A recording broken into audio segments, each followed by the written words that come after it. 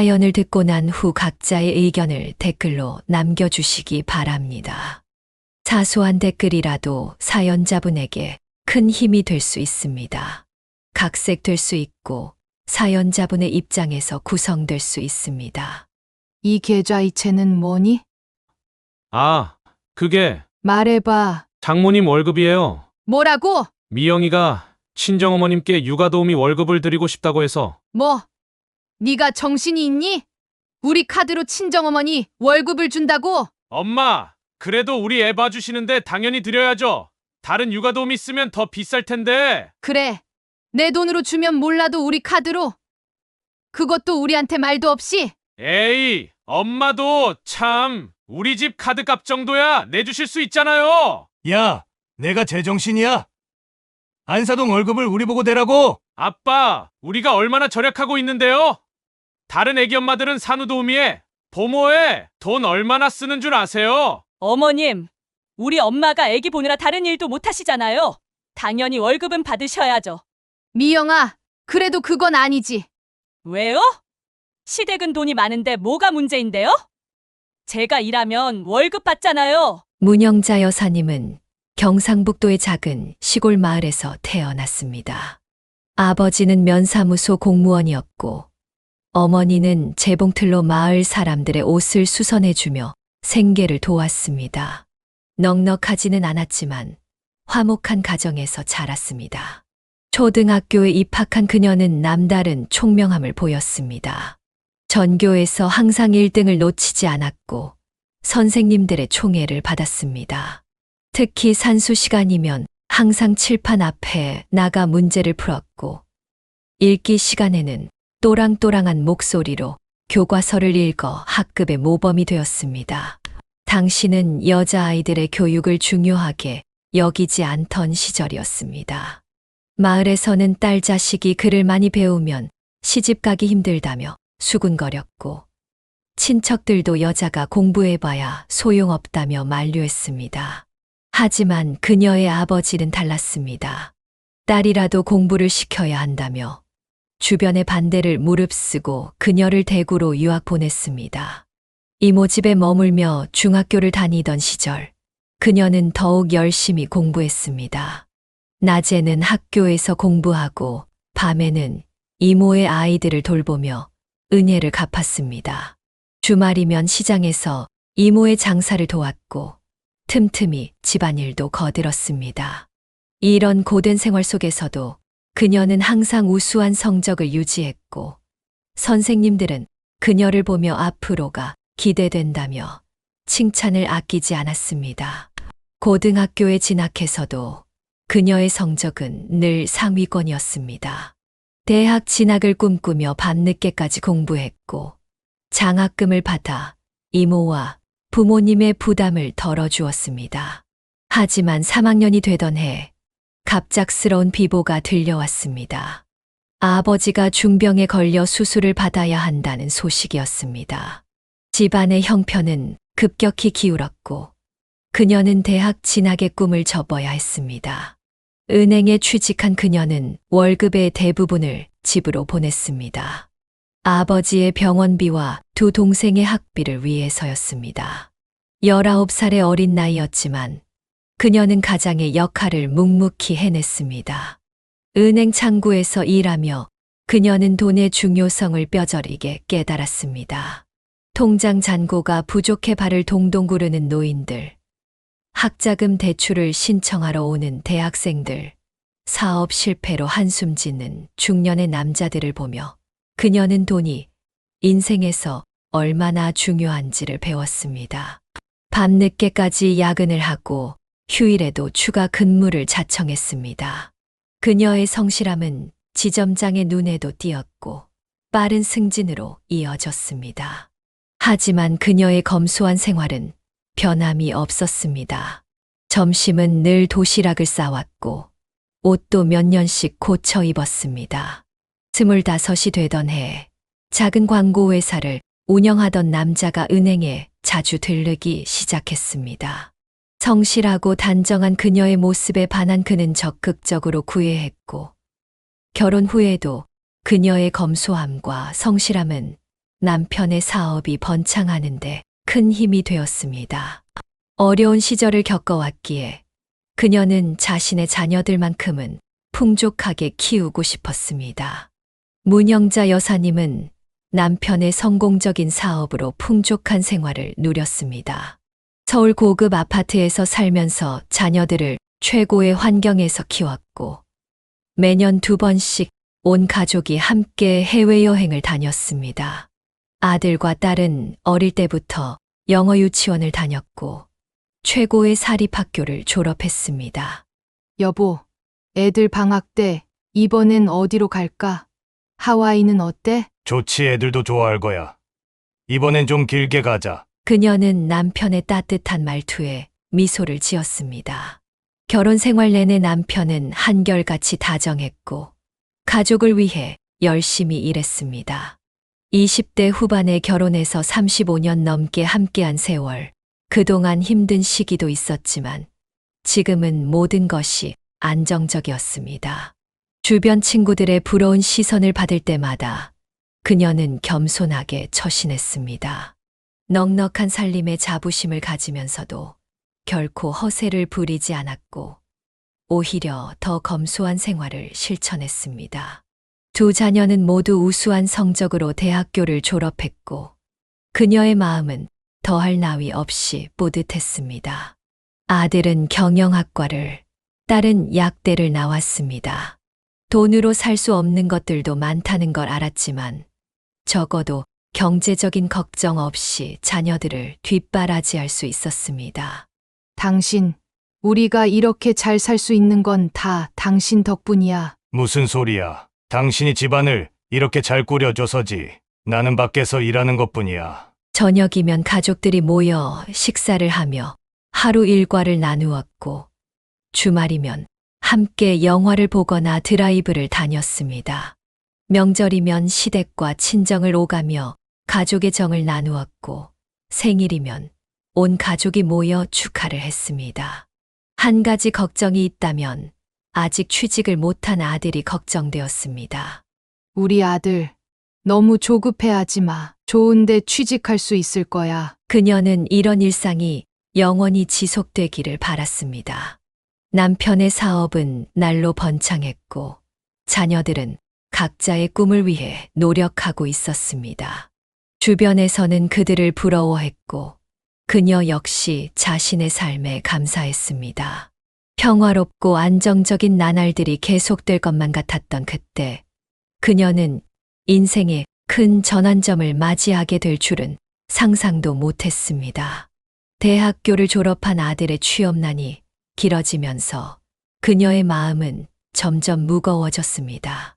대학 시절 내내 아들은 그 흔한 아르바이트 한 번 하지 않고 오직 공부에만 매진했습니다. 부모의 전폭적인 지원 덕분이었지만 이제는 그것이 오히려 독이 되는 것 같았습니다. 엄마, 오늘 진우한테 연락 왔어. 삼성 최종 합격했대. 그래? 진우는 잘 됐구나. 난 이제 어떡하지? 벌써 서류만 50번은 넘게 떨어진 것 같아. 그녀는 아들의 축 처진 어깨를 바라보며 마음이 아팠습니다. 취업 준비 생활이 2년째 접어들면서 아들의 자존감은 바닥을 쳤고 집에서 나가기를 꺼려했습니다. 여보, 우리 아들 좀 봐. 하루 종일 방에만 틀어박혀 있어. 내가 얘기 좀 해볼게. 사업하다 보니 아는 회사도 있고. 아니야. 그래도 자기 실력으로 취직하게 해줘. 매달 200만 원씩 생활비를 지원하면서도 그녀는 마음이 편치 않았습니다. 주변 친구들의 자녀들은 하나둘 취업에 성공했고 심지어 해외 유학까지 다녀오는 아이들도 있었습니다. 친구들과의 모임에서도 그녀는 아들 얘기가 나올 때마다 괜히 움츠러들었습니다. 명문대를 나왔다고 자랑하던 때가 무색하게 이제는 그저 빨리 취직이나 했으면 하는 바람뿐이었습니다. 아들, 중소기업도 나쁘지 않아. 처음부터 너무 큰 회사만 바라보지 말고. 엄마, 나도 알아. 근데 내 스펙으로 중소기업 가면 너무 아깝지 않아? 아들의 눈높이는 갈수록 높아져만 갔습니다. 명문대 출신이라는 자부심이 오히려 발목을 잡는 것 같았습니다. 중소기업 면접에서는 오버스펙이라며 거절당했고, 대기업은 너무 경쟁이 치열했습니다. 여보, 우리 아들 좀 회사에서. 안 돼. 아직은 좀 더 기회를 줘보자. 남편은 단호했습니다. 아들이 스스로의 힘으로 일어서기를 바랐기 때문입니다. 하지만 취업 실패가 거듭되면서 아들은 점점 자신감을 잃어갔고 밤낮이 바뀐 생활을 하기 시작했습니다. 엄마, 나 오늘 면접 또 떨어졌어. 괜찮아. 다음에 더 잘할 수 있을 거야. 퇴근 후 술에 취해 들어오는 날이 잦아졌고 집에서는 게임에 빠져 지내기 일쑤였습니다. 한때 장학금을 받으며 공부하던 모범생의 모습은 온데간데 없이 사라졌습니다. 남편도 깊은 한숨을 내쉬었습니다. 더 이상 이대로 놔둘 수는 없다는 것을 부부 모두 알고 있었습니다. 아들의 미래를 위해서라도 무언가 변화가 필요한 시점이었습니다. 3년의 취업 실패 끝에 남편은 결단을 내렸습니다. 광고회사를 이끌고 있는 남편은 마침내 아들에게 제안을 했습니다. 아들, 이제 우리 회사로 들어올래? 내가 이어받아야 할 곳이기도 하고 처음부터 널 너무 힘들게 한 것 같아서 미안하다. 그녀는 남편과 아들의 대화를 지켜보며 안도의 한숨을 내쉬었습니다. 아들은 곧바로 신입사원 연수를 받았고 일반 직원들과 똑같은 과정을 거쳤습니다. 여보, 회사에서 애가 어때? 의외로 잘하더라. 광고 기획안도 참신하고 직원들하고도 잘 어울리고. 보통의 신입사원 초봉이 2,800만 원 정도인데 반해 아들은 5천만 원이라는 파격적인 연봉을 받게 되었습니다. 그녀는 이런 특혜가 문제가 되지 않을까 걱정했지만 남편은 괜찮다며 그녀를 안심시켰습니다. 엄마, 제가 이번에 기획한 광고가 선정됐어요. 우리 아들 정말 대단하다. 역시 아빠 회사에 가길 잘했어. 회사에 들어간 지 6개월, 아들의 얼굴에는 생기가 돌았고 자신감도 되찾았습니다. 매일 아침 정장을 차려입고 출근하는 모습을 보며 그녀는 뿌듯함을 감출 수 없었습니다. 친구들과의 모임에서도 당당하게 아들 자랑을 할 수 있게 되었습니다. 취업난에 시달리던 시절이 마치 악몽처럼 느껴졌습니다. 여보, 우리 아들 진급 좀 빠르게 시켜줘야 하는 거 아닐까? 당신도 참 너무 서두르지 마. 다른 직원들 눈도 있고. 하지만 남편은 아들에 대해서만큼은 엄격했습니다. 가업을 이어받을 사람으로서 기본기를 철저히 닦아야 한다고 생각했기 때문입니다. 부장님, 이번 프로젝트는 제가 맡아보면 안 될까요? 좋아, 한번 내 실력을 보여줘봐. 직원들 사이에서도 아들은 점차 인정받기 시작했습니다. 늦은 밤까지 회사에 남아 일하는 모습을 보며 그녀는 가끔 마음이 짠했습니다. 아들, 너무 무리하지 마. 밥은 제때 먹고. 엄마, 걱정 마세요. 전 이제 완전 적응했어요. 1년이 지나자 아들은 팀장으로 승진했고 연봉도 인상되었습니다. 이제는 어엿한 광고 기획자로서 자신만의 영역을 구축해 나가고 있었습니다. 여보, 이제 아들 장가도 보내야 하지 않을까? 그래, 이제 제법 안정도 됐고 좋은 며느리 얻었으면 좋겠네. 아들의 회사 생활이 안정을 찾아갈 무렵 딸이 결혼 소식을 전해왔습니다. 약대를 졸업하고 약사로 일하던 딸은 약재과의 남자와 인연이 닿았습니다. 엄마, 저 만나는 사람이 생겼어요. 그래? 어떤 사람인데? 같이 일하는 약사 선생님이에요. 정말 착하고 성실하신 분이에요. 그녀는 딸의 상기된 얼굴을 보며 미소 지었습니다. 교제 6개월 만에 양가 상견례가 이루어졌고 사위 될 사람의 첫인상은 딸의 말처럼 깔끔하고 예의 바른 청년이었습니다. 여보, 어때요? 우리 사위들 양반. 괜찮아 보여. 똑똑하고 겸손하고. 예비 사위의 집안도 서울에서 대형 병원을 운영하는 의사 가문이었습니다. 양가는 금세 의기투합했고 결혼 준비는 순조롭게 진행되었습니다. 형자야, 큰딸 좋은 대로 시집 간다면서 축하해. 웨딩홀을 예약하고 신혼집을 알아보는 과정에서도 양가는 원활하게 의견을 조율했습니다. 서울 아파트를 신혼집으로 정했고 20억이 넘는 비용을 양가가 반반씩 부담하기로 했습니다. 딸, 신혼집 마음에 들어? 네. 엄마, 너무 좋아요. 위치도 좋고 인테리어도 제 스타일이에요. 결혼식 날 그녀는 순백의 웨딩드레스를 입은 딸을 보며 눈시울을 붉혔습니다. 사위는 결혼식 내내 딸을 아끼고 배려하는 모습을 보여주었습니다. 장모님, 걱정 마세요. 제가 평생 따님 행복하게 해드릴게요. 그래. 우리 딸 잘 부탁해. 신혼여행은 한 달 동안 유럽으로 떠났습니다. 둘 다 병원에서 장기 휴가를 받을 수 있는 위치였기에 가능한 일이었습니다. 엄마, 저희 파리 도착했어요. 여기 너무 예뻐요. 매일같이 보내오는 딸의 사진과 메시지에 그녀의 마음은 흐뭇했습니다. 신혼여행에서 돌아온 후에도 딸 부부는 매주 주말이면 찾아와 안부를 전했습니다. 어머님, 이번 주말에 저희 집에서 식사하시죠? 그래, 가야지. 우리 사윗감이 이렇게 초대를 하는데. 그녀는 이런 딸의 결혼 생활을 보며 아들의 배필도 빨리 찾아야겠다고 생각했습니다. 하지만 아들이 데려온 여자는 그녀의 예상과는 전혀 다른 사람이었습니다. 딸의 화목한 결혼 생활을 지켜보며 그녀도 아들의 짝을 찾고 있었습니다. 하지만 아들이 소개한 여자는 그녀의 기대와는 너무나 달랐습니다. 엄마, 제가 만나는 사람이 있어요. 어떤 사람인데? 지역 병원에서 일하는 간호조무사예요. 진짜 착하고 마음씨 좋은 사람이에요. 그녀는 순간 할 말을 잃었습니다. 직업에 귀천은 없지만 명문대를 나온 아들에게 여자친구가 간호조무사라니 기대와는 너무나 달랐습니다. 어머님, 저는 김미영이라고 합니다. 첫 만남에서 미영은 수수한 차림이었습니다. 하지만 그녀의 말투에는 어딘지 모를 거친 면이 있었습니다.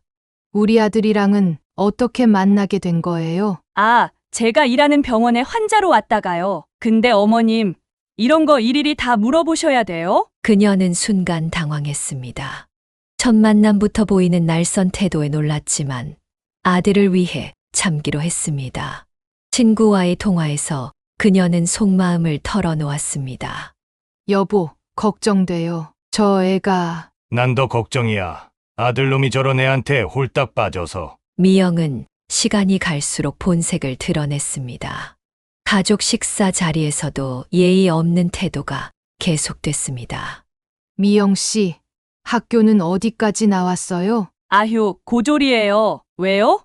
고졸이라고 무시하시게요? 아니, 그게 아니라. 됐어요. 어차피 돈 많은 시댁은 저 같은 거 맘에 안 들죠? 그녀는 속으로 한숨을 쉬었습니다. 하지만 아들이 좋아한다는 이유 하나로 참고 또 참았습니다. 엄마, 미영이 그래도 마음은 착해요. 겉모습만 좀 그렇죠. 그래, 내가 좋다면 됐다. 결혼 준비 과정에서도 미영의 태도는 변함이 없었습니다.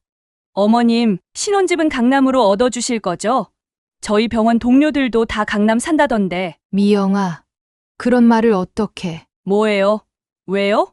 어머님, 아버님 돈 많으시지 않으세요? 결혼식을 앞두고 걱정은 더욱 커져갔습니다. 돈 한 푼 없이 들어오는 것은 상관없었지만 이런 며느리의 태도는 앞으로가 더 걱정됐습니다. 여보, 우리 아들 이대로 보내도 될까요? 며느리의 태도가 날로 걱정되던 차에 청천벽력 같은 소식이 들려왔습니다. 교제 6개월 만에 아들이 떨리는 목소리로 전화를 했습니다. 엄마, 저기 미영이가 임신했어요. 뭐라고? 그녀는 순간 다리에 힘이 빠졌습니다. 결혼도 하기 전에 무슨 소리냐고 따지고 싶었지만 이미 엎질러진 물이었습니다. 여보, 큰일 났어요. 애들이. 뭐?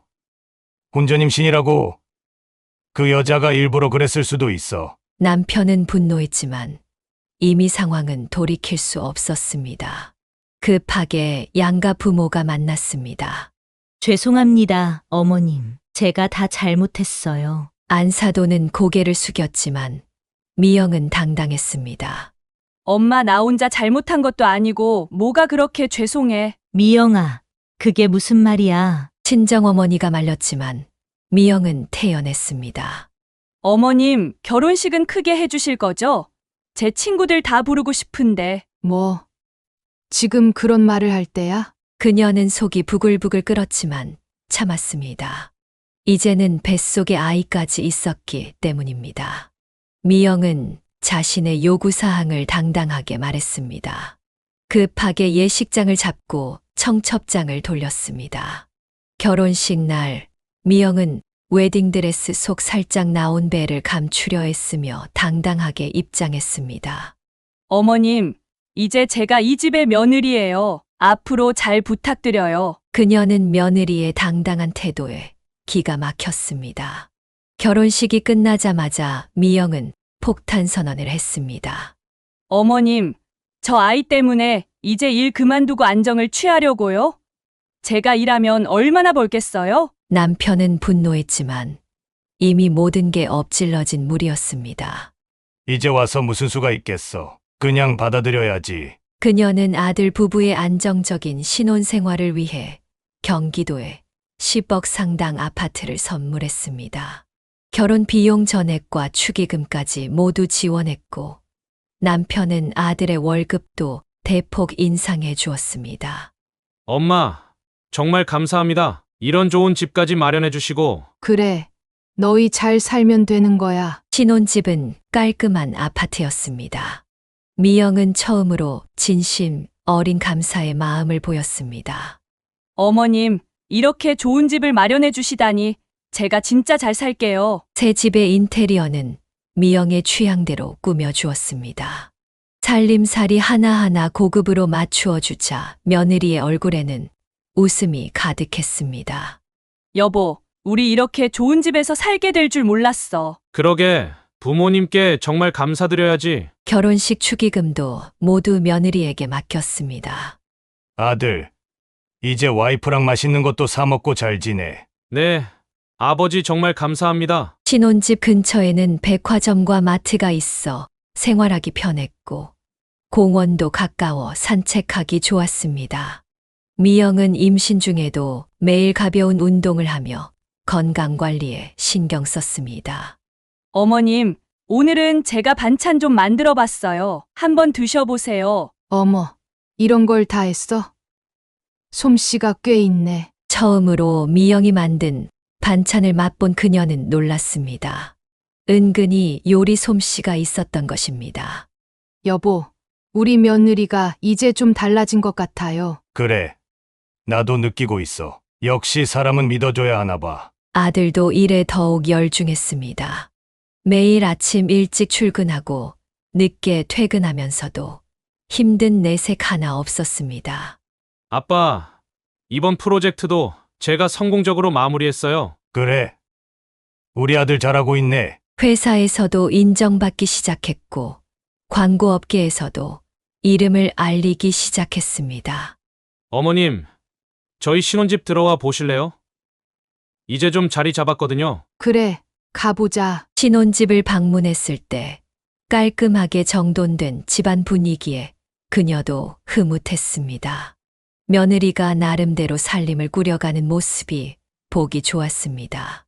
엄마, 미영이가 요즘 임신 중인데도 집안일도 잘하고 저한테도 잘해요. 다행이구나. 너희 잘 사는 게 엄마는 그게 제일 좋아. 하지만 이런 평화로운 나날도 잠시 첫 명절이 다가오면서 새로운 갈등이 시작되려 하고 있었습니다.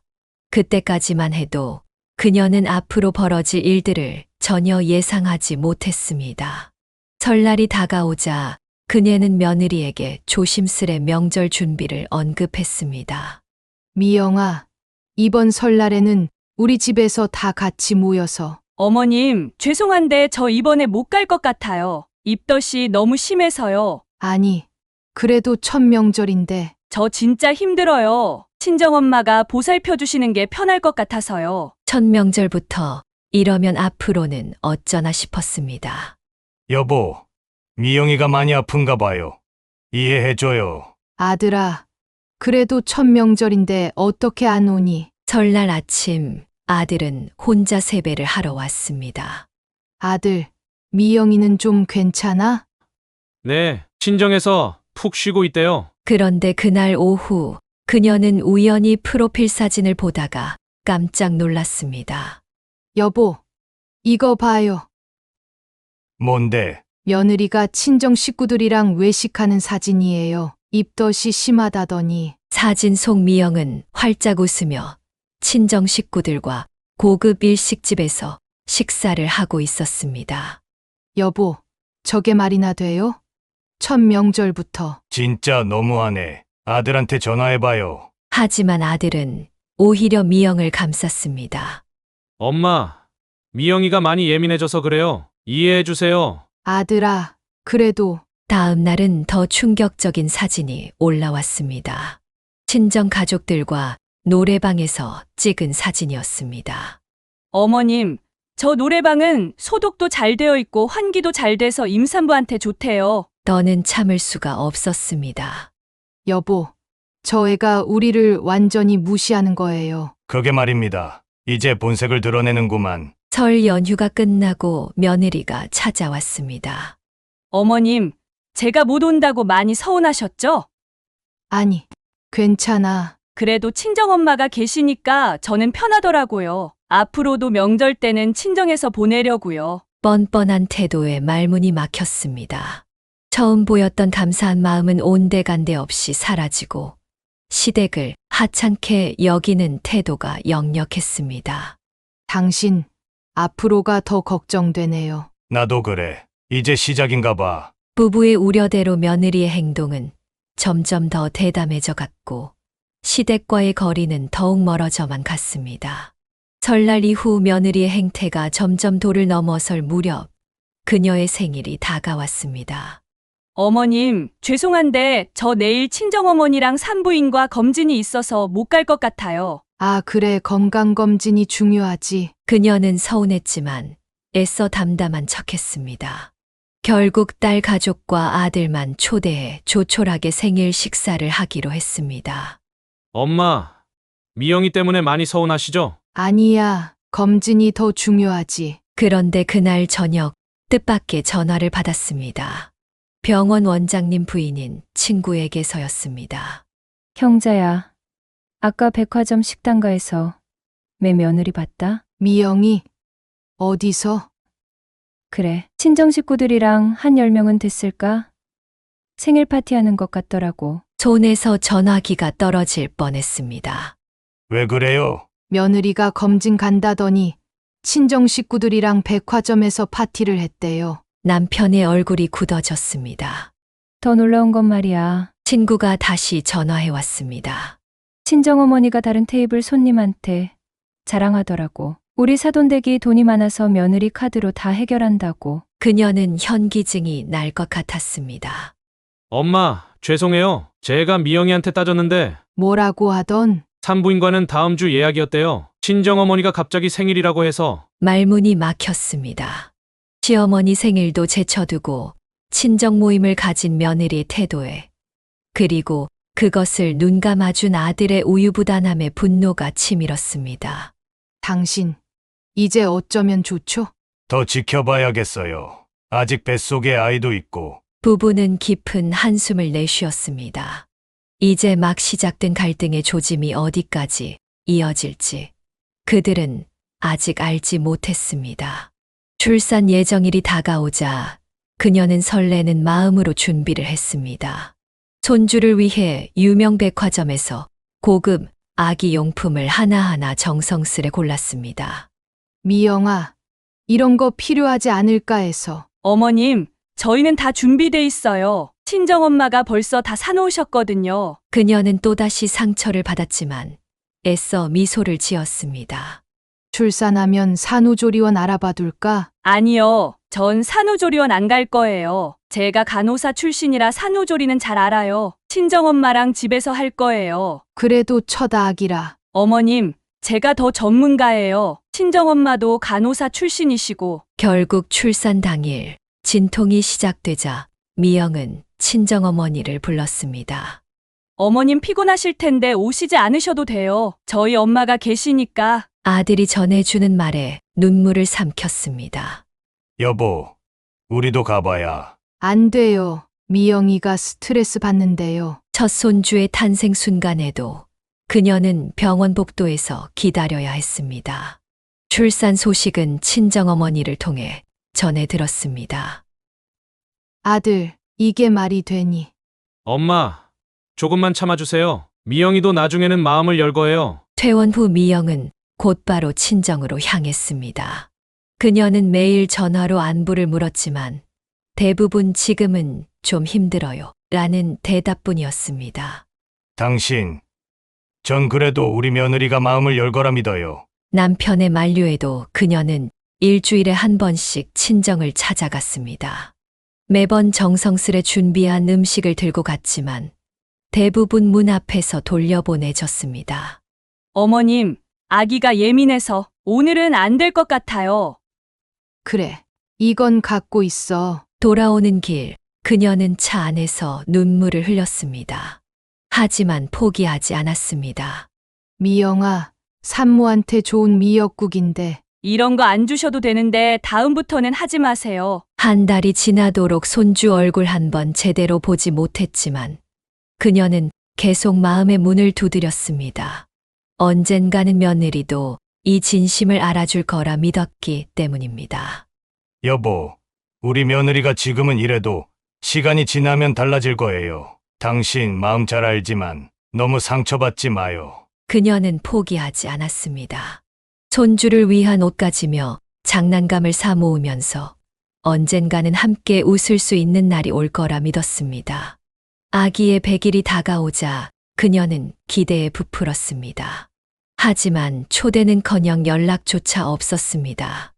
여보, 우리 손주 100일 잔치는 어떻게 하나요? 글쎄요, 아들한테 한번 물어볼까요? 아들에게 조심스레 물어보니 충격적인 대답이 돌아왔습니다. 엄마 미영이가 친정에서 하고 싶대요. 시끄럽게 하고 싶지 않다고. 결국 100일 잔치는 친정에서만 성대하게 치렀고 그녀 부부는 잠깐 들러 축하금만 전달할 수 있었습니다. 어머님, 아기가 지금 잠들었는데 죄송해요. 그래도 잠깐만 안아보면 안 될까? 안 돼요. 깰까봐요. 사진 보여드릴게요. 겨우 방문한 날에도 손주를 제대로 안아보지도 못하게 했습니다. 친정어머니는 아기를 안고 있으면서도 시어머니에게는 건네주지 않았습니다. 형자야, 많이 서운하지. 억울해 죽겠다. 우리 딸은 시댁 가서 시부모님한테 이렇게 잘하는데. 친구들과 만날 때마다 그녀는 속상한 마음을 털어놓았습니다. 더군다나 미영은 친정에는 한 달에 2번씩 꼬박꼬박 방문했습니다. 어머님, 이번 주말에도 친정 가야 해요. 엄마가 보고 싶다고 하시네요. 그래, 잘 다녀와. 반면 시댁 방문은 한 달에 한 번도 힘들다며 투덜거렸습니다. 어머님, 아기 데리고 다니기가 힘들어서 다음에 갈게요. 하지만 SNS에는 친정 나들이 사진이 가득했습니다. 아기와 함께 찍은 행복한 가족 사진, 외할머니가 안고 있는 사진들을 보며 그녀의 마음은 찢어질 듯 아팠습니다. 여보, 전 뭐가 그렇게 부족했나요? 당신이 부족한 게 아니에요. 설상가상으로 미영은 아기의 습관을 핑계로 시댁 방문을 더욱 기피했습니다. 어머님 집에 가면 아기가 낯설어해서 잠을 못 자요. 친정이 편하네요. 그래도 할머니도 보고. 아기한테 안 좋은 건 못해요. 어머님도 아시잖아요. 그녀는 눈물을 삼켰습니다. 손주가 자신을 낯설어 한다는 말이 가장 가슴 아팠습니다. 당신, 이제 어떡하면 좋죠? 이러다가 손주 얼굴도 못 보는 거 아닐까요? 좀 더 지켜봐요. 아직 포기하기엔. 하지만 상황은 나아질 기미가 보이지 않았습니다. 오히려 시간이 갈수록 더 심해졌고 이제는 돈 문제까지 겹치기 시작했습니다. 아기가 태어난 후 그녀는 손주 양육을 위해 아들 부부에게 카드를 건넸습니다. 아기 용품이며 분유며 많이 들 텐데 이 카드로 써라. 어머님, 감사합니다. 처음에는 분유값, 기저귀 값 정도로 시작했습니다. 그런데 점차 사용 금액이 늘어나더니 매달 300만 원까지 치솟았습니다. 여보, 이 청구서 좀 보세요. 이게 다 아기 용품 값이란 말이야? 의심이 든 그녀는 카드 내역을 자세히 살펴보았습니다. 그러다 우연히 매달 1일에 찍히는 200만 원짜리 계좌이체 내역을 발견했습니다. 이상하네. 아들한테 물어봐야겠어요. 그녀가 아들을 따로 불러 물었습니다. 이 계좌이체는 뭐니?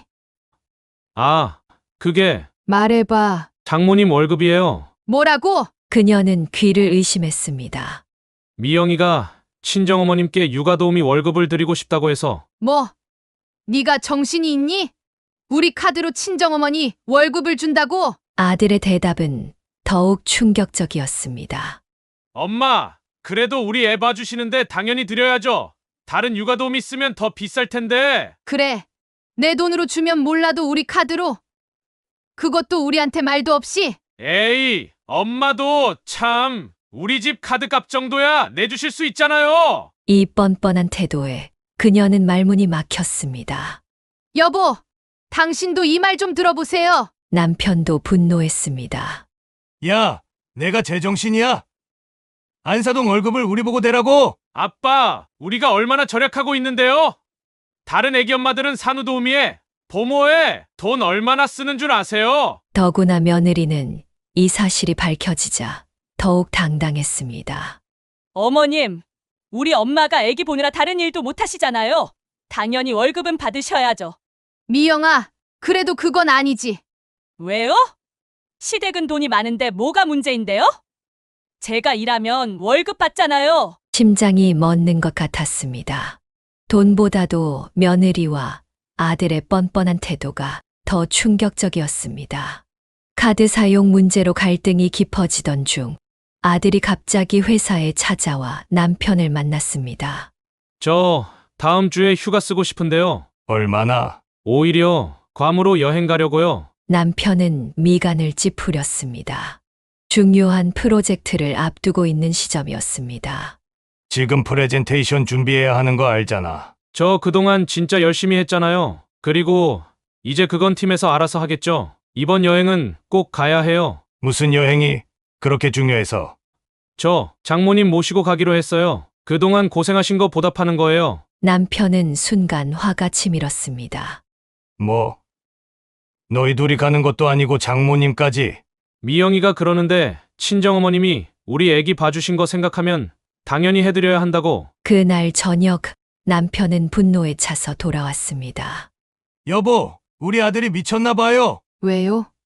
무슨 일 있었어요? 아니, 중요한 프로젝트 앞두고 장모님 효도 관광 간다네요. 더군다나 다음 날 며느리가 당당하게 전화를 걸어왔습니다. 어머님, 이번에 저희 엄마 모시고 괌 가기로 했어요. 카드값 좀 나올 텐데 괜찮으시죠? 미영아, 그래도 회사 일이. 아니, 아무리 직원이라지만 휴가를 마음대로 통제하는 게 말이 돼요? 계속되는 며느리의 당돌한 태도에 그녀는 말문이 막혔습니다. 여보, 이제 아들이 회사도 자기 것인 줄 아나 봐요. 정말 믿기지가 않네요. 결국 아들은 회사 최고 성수기에 휴가를 냈고 중요 프로젝트는 다른 팀원들에게 떠넘겼습니다. 너 지금 뭐 하는 거야? 이런 식으로 일하게? 회사에서도 아들의 이런 태도가 문제가 되기 시작했습니다. 직원들 사이에서는 불만의 목소리가 나왔습니다. 당신, 이제는 더 이상 안 되겠어요. 그러게요. 이런 식이면 회사도 망가지겠어요. 그러던 어느 날 회계팀에서 이상한 보고가 들어왔습니다. 사장님, 아드님 계좌로 매달 정기적인 이체 내역이 있어서요. 남편이 자세히 살펴보니 아들이 매달 회사 돈 300만 원을 따로 빼돌리고 있었습니다. 즉시 아들을 불렀습니다. 너 지금 이게 뭔지 다 설명해라. 아, 그게 아들은 당황한 기색이 역력했습니다. 솔직히 말해봐. 저 장모님께 드리는 거예요. 뭐라고? 죄송해요, 아빠. 미영이가 너무 안쓰러워해서 장모님이 우리 애기 봐주시느라 다른 일을 못 하시잖아요. 남편은 한숨을 내쉬었습니다. 그럼 먼저 상의를 했어야지. 이렇게 몰래. 죄송해요. 말씀드리기가 좀 그래서. 그날 저녁 남편이 이 이야기를 그녀에게 전했습니다. 여보, 우리 아들이. 하지만 다음 날 상황은 더 충격적으로 전개되었습니다. 아들이 다시 찾아와 월급 인상을 요구한 것입니다. 아빠, 제 월급 좀 올려주시면 안 될까요? 왜? 장모님 월급을 좀 더 드리고 싶어서요. 지금 300만 원으로는 너무 부족하대요. 뭐? 너 방금 뭐라고 했니? 아들의 태도가 돌변했습니다. 아니, 우리가 얼마나 절약하고 사는데요. 부모 자식 사이에 이런 것도 못 해주시는 게 말이 돼요? 야, 내가 지금. 이런 것도 못 해주시면서 자식 사랑한다고 하시는 거예요? 이게 다 갑질이에요, 갑질. 남편은 아들의 달라진 태도에 할 말을 잃었습니다. 그동안 숨기고 있던 본색이 드러난 것입니다. 여보, 아들이 돈을 빼돌린 것도 모자라. 이제 보니 처음부터 계획적이었던 거예요. 돈만 있으면 다 될 줄 알았나 봐요. 부부는 이제야 모든 것을 깨달았습니다. 아들과 며느리의 숨겨진 계획이 하나씩 드러나기 시작한 것입니다. 남편은 화를 내며 아들을 호출했습니다. 당장 회사로 들어와. 회사에 들어서는 아들의 얼굴은 핏기가 없었습니다. 앉아. 아빠, 제가 잘못했습니다. 다시는. 그만둬라. 네? 회사 그만두라고. 순간 아들의 얼굴이 하얗게 변했습니다. 아빠, 그러시면 안 돼요. 제가 뭘 잘못했는지 말씀이라도. 회사 돈 빼돌린 거, 장모님 몰래 월급 준 거, 직원들 앞에서 내 체면 구긴 거 더 얘기해 줄까? 그래도 전 아들이잖아요. 그래서 더 안 된다. 3개월 줄 테니 그동안 다른 데 알아봐. 그 순간 밖에서 고성이 들렸습니다. 며느리였습니다. 어디서 감히 사장님 아들을 자르시겠다고 하세요? 이게 다 시어머님 사주죠? 비서가 말렸지만 며느리는 사무실로 들어와 소리를 질렀습니다. 당신들이 우리 보고 나가라고요? 우리가 얼마나 회사에 헌신했다고? 미영아, 제발. 아니, 이거 완전 갑질이잖아요. 돈으로 자식 목숨 잡으시게? 남편이 책상을 내리쳤습니다. 당장 나가. 그날 저녁 부부는 무거운 마음으로 이야기를 나눴습니다. 여보, 너무하신 거 아니에요? 아니요. 이제 끝내야 해요. 돈으로 사람 마음은 못 사는가 봅니다. 다음 날 아들 부부가 찾아왔습니다. 엄마, 아빠가 우리 보고 나가래요. 어머님, 이럴 순 없잖아요. 우리가 뭘 그렇게 잘못했다고? 하지만 이미 부부의 마음은 굳어져 있었습니다. 미영아, 이제 다 끝났어. 너희가 우리 마음을 몰랐던 거야. 뭐요? 돈 많은 시댁이 며느리 하나 못 봐준다는 거예요? 그렇게 모든 것이 끝이 났습니다. 3개월의 시간이 주어졌지만 그들의 관계는 이미 돌이킬 수 없는 강을 건넌 후였습니다. 여보, 집도 빼야겠어요. 아니, 그래도 아기가 있는데. 이제 와서 자식 핑계는 그만둡시다. 다음 날 아침 내용 증명이 발송되었습니다. 30일 내 퇴거 요청이었습니다. 아빠, 이게 무슨 짓이에요? 우리 보고 길바닥에 나가서 살라고요? 너희 집 아니야. 원래부터 내 명이었잖니. 어머님, 제발 말려주세요. 저희 잘못했어요. 며느리가 그녀의 발밑에 무릎을 꿇었습니다. 이제 와서 그동안 우리가 얼마나 서운했는지 알기나 하니? 죄송해요. 제가 잘못했어요. 다시는 친정 안 가고 시어머님만 모시고 살게요. 하지만 그녀의 마음은 이미 돌아선 뒤였습니다. 미영아, 너희는 우리 돈만 보고 살았지. 이제 와서 무슨 효도 타령이야. 아들도 무릎을 꿇었습니다.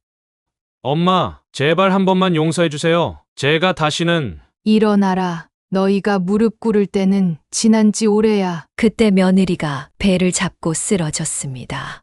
어머님, 저 둘째가 생겼어요. 제발. 이제 와서 아기로 협박하게?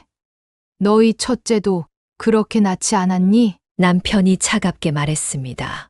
30일 안에 나가. 못 나가면 강제 집행할 거야. 아빠, 그래도 손주가. 손주? 우리가 언제 손주 얼굴이나 제대로 봤더냐? 결국 아들 부부는 울면서 돌아갔습니다. 그날 밤 친정어머니까지 찾아왔습니다. 사돈 제발 우리 애들 좀. 사돈 어른 이제 그만 가세요. 우리도 할 말은 많지만 참습니다. 다음 날부터 지인들의 전화가 빗발쳤습니다. 형제야. 그래도 너무하는 거 아니야? 애들 불쌍해서 어쩌려고. 하지만 그녀는 단호했습니다. 우리도 다 계획이 있었어. 아들한테 회사 물려주고 손주 키우는 재미로 살려고 했는데 다 망쳐버렸잖아. 결국 한 달 후 아들 부부는 10억짜리 아파트에서 짐을 빼기 시작했습니다. 당신, 우리가 너무한 걸까요? 아니요, 이제는 돈으로 사랑을 살 수 없다는 걸 깨달아야 할 때예요. 짐을 빼는 마지막 날, 그들은 한 번도 뒤돌아보지 않았습니다. 이제 모든 게 끝난 것입니다. 모든 게 끝난 후 그녀의 집은 이전과는 다른 적막이 감돌았습니다. 손주의 웃음소리도 아들의 목소리도 없는 텅 빈 공간만이 남았습니다. 엄마, 동생네는 결국 친정으로 들어갔대요. 딸이 전해주는 소식이었습니다. 친정만 챙기더니 결국 시댁 덕은 다 받네. 10억짜리 아파트에 살면서 매달 300만 원씩 받아가고 이제 와서 무슨 눈물 받아야. 그만해라, 내 동생인데. 하지만 딸은 분노를 감추지 못했습니다. 엄마, 전 지금도 이해가 안 돼요. 어떻게 그럴 수가 있죠? 저렇게 좋은 부모님을. 한 달 후 아들 부부의 소식이 들려왔습니다. 30평대 다세대 주택에 월세방으로 들어갔다고 했습니다. 미영은 친정 근처 동네 병원에서 다시 일을 시작했고 아들은 중소기업에 취직했다고 했습니다. 여보, 우리가 너무했나요? 아니요, 이제 그들이 진짜 사랑이 뭔지 알게 될 거예요. 가끔 손주 사진이 그녀의 핸드폰으로 왔습니다. 보나마나 돈을 노리고 보내는 것이겠지만 할미 마음은 아프기만 했습니다. 엄마 정말 이제 다시는 못 봐요. 아들의 문자 메시지가 왔지만 그녀는 답장하지 않았습니다. 이제는 정말 끝이었습니다. 당신, 이게 다 내 탓이에요. 내가 너무 돈으로만 애들을 키웠나 봐요. 여보, 우리가 잘못한 게 아니에요. 그들이 선택한 거예요. 1년이 지난 어느 날 아들 부부가 회사 앞에서 기다리고 있었습니다. 아빠, 엄마 한 번만 용서해 주세요. 하지만 부부는 그들을 스쳐 지나갔습니다. 돈으로 살 수 없는 게 있다는 걸 이제는 그들이 깨달아야 할 시간입니다. 여보, 이제 우리도 새로운 시작을 해요. 남편의 말에 그녀는 고개를 끄덕였습니다. 이제 그들은 둘만의 새로운 인생을 시작하려 합니다. 돈은 많지만 마음이 가난했던 시절은 끝났습니다. 형제야. 요즘은 어떠세요? 이제야 좀 편안해. 돈으로는 사람 마음은 못 사나 봐. 그녀는 이제 진정한 행복이 무엇인지 깨달았습니다. 때로는 놓아주는 것이 진정한 사랑일 수 있다는 것도 말입니다. 사연을 듣고 댓글을 남겨주시기 바랍니다. 사소한 의견일지라도 사연자분에게는 큰 힘이 됩니다. 노골적인 악성 댓글은 사연자분에게 상처가 될 수 있으니 삼가주시기 바랍니다.